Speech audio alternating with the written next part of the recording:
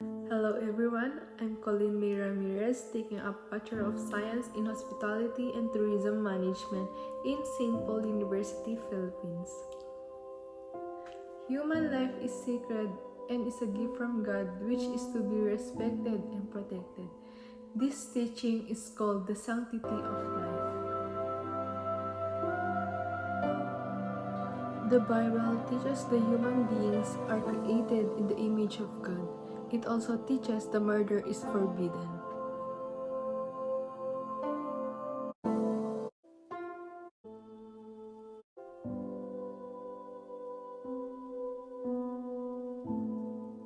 In Genesis chapter 1 verse 31, it says that God saw all that he had made, and it was very good. And there was evening, and there was morning, the sixth day.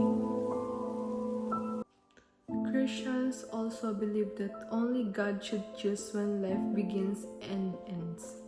This means that many Christians, such as Catholics, do not agree with the use of contraception treatment. It also has an impact on beliefs about issues such as abortion. Jeremiah chapter 1 verse 5. Before I formed you in the womb, I knew you. Before you were born, I set you apart. I appointed you as a prophet to the nations. Abortion. What is an abortion? An abortion is when a pregnancy is ended by the deliberate removal of the fetus from the womb so that it does not result in the birth of a child. Catholics believe that life begins at conception and therefore abortion is morally wrong.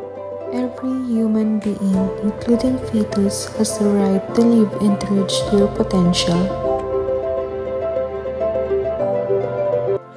Abortion destroys human life and makes life appear cheap and disposable.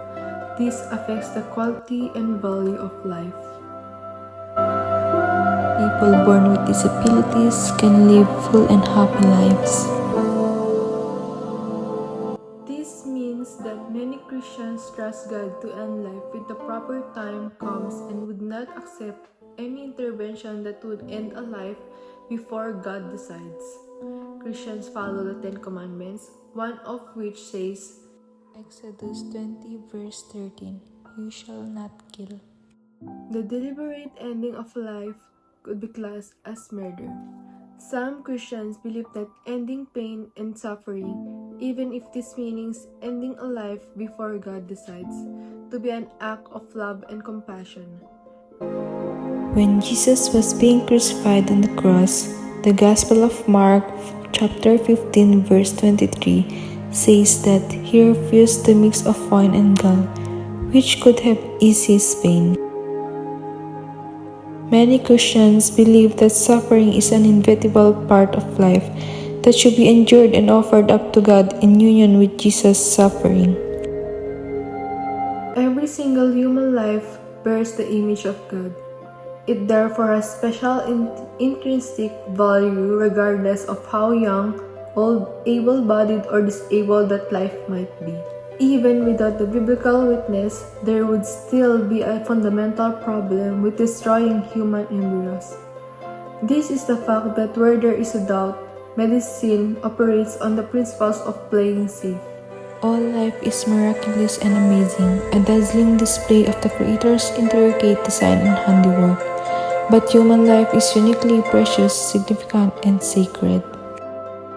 In Genesis chapter 1 verse 27, so God created man in his own image. In the image of God he created him. Male and female he created them.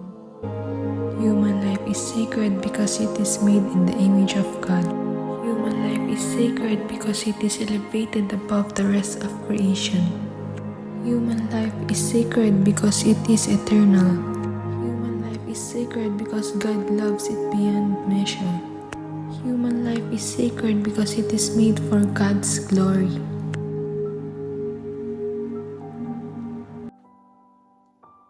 The sanctity of life is a concept that one believes in. It is, in other words, a moral conviction. Second, it is a moral conviction about how human beings are to be perceived and treated. Belief in the sanctity of life prescribes a certain way of looking at the world. The third thing to notice about this definition is its universality.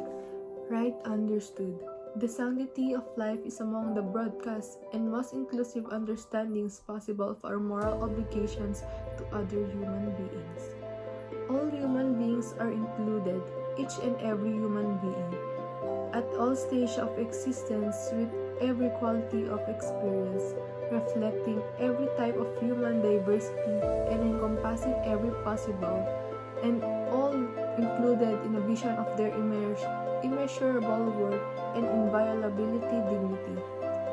This means that each of these human beings has a value that transcends all human capacity to count or measure, which confers upon them an elevated status that must not be dishonored or degraded. Every effort to point out someone else's violations of life's sanctity implicitly requires us to examine our own fidelity to this exalted and demanding moral norm. This may be why the language of life's sanctity has perhaps faded from public debate to some extent. Anti-abortion advocates who argued for the sanctity of unborn human life were met with anti-poverty advocates who argued for the sanctity of born but poor human life. Moral theories recognize that this way precisely right, and thus a true understanding of life's sanctity required a both and rather than an either-or approach. But this is hardly fits a culture war's paradigm. The sanctity of life is not so helpful as political caudal after all, which may means its real value is a bracing statement of human moral obligation.